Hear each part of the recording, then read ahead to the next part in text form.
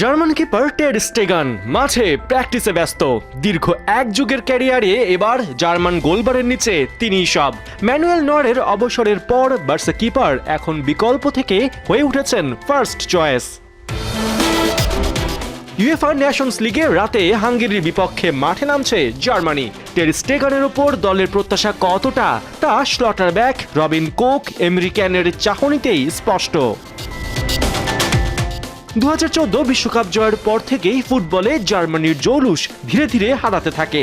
বাকি যেটুক অবশিষ্ট ছিল তাও এবছর ইউরোর পর নয়ার, গুন্ডোয়ান, থমাস মুলার ও টনি ক্রুসের অবসরের মধ্য দিয়ে মিটে যায়। তাই ঘরের মাটিতে ইউরোর কোয়ার্টার থেকে সেই ট্র্যাজিক্যাল বিদায় ভোলার মোক্ষম সুযোগ এবারের নেশনস লিগ। ইউরোপিয়ান গণমাধ্যম এরই মধ্যে হাঙ্গেরি ম্যাচকে জার্মানির জন্য নতুন যুগের সূচনা বলছে। বলার কারণ, পুরনোদের বিদায়ে এই দল প্রায় তরুণ। সব ঠিক থাকলে অভিষেক হতে পারে ডিফেন্সিভ মিডফিল্ডার অ্যাঞ্জেলো স্টিলার। ক্যাপ্টেন্সির দায়িত্ব উঠছে জোশুয়া কিমিচের হাতে। ফাইনাল থার্ডে কাই হার্টভেটস পাচ্ছেন ফ্লোরিয়ান উইটস ও জামাল মুসিয়ালাকে। তবে গেল কয়েক বছরের টানা ডাউনফলের পর দলের ওপর জার্মান ফ্যানদের ভরসা যে এখনো স্ট্রং তা কিন্তু বলা যাচ্ছে না। তাদের প্রশ্ন, পুরনো জার্মানির দেখা কি সহসাই মিলবে না?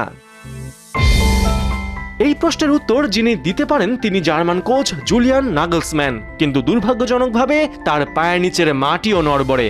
গেল বছর হ্যান্সি ফ্লিকের স্থলাভিষিক্ত হবার পর 13 ম্যাচের মধ্যে জিততে পেরেছেন মাত্র 7টা। এমনকি রাত পোহালে যে হাঙ্গেরির ফেস টু ফেস হতে হবে তারাও দিয়ে রেখেছে প্রতিশোধের হুঙ্কার।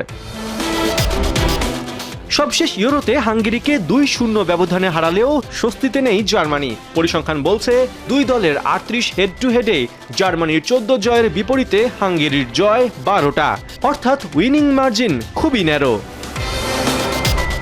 পাশাপাশি মঞ্চ যখন নেশনস লিগ তখন জার্মানির চিন্তা আরও বেশি। গেল আসরে দুই লেগের কোনোটাতেই হাঙ্গেরিকে হারাতে পারেনি তারা। উল্টো একটাতে নিজেরাই হেরেছে, আরেকটা হয়েছে ড্র। তাই দিন শেষে $মিলিয়ন প্রশ্ন, নেশনস লিগে কখনোই গ্রুপ পর্ব উতরাতে না পারা জার্মানি কি এবার কোয়ার্টারে উঠতে পারবে? নিজেদের ভুল শোধরানোর সময় কম। ডুসেলডর্ফে হাঙ্গেরির বিপক্ষে ম্যাচ শুরু রাত 1:45টায়। পার্থ বণিক, 71।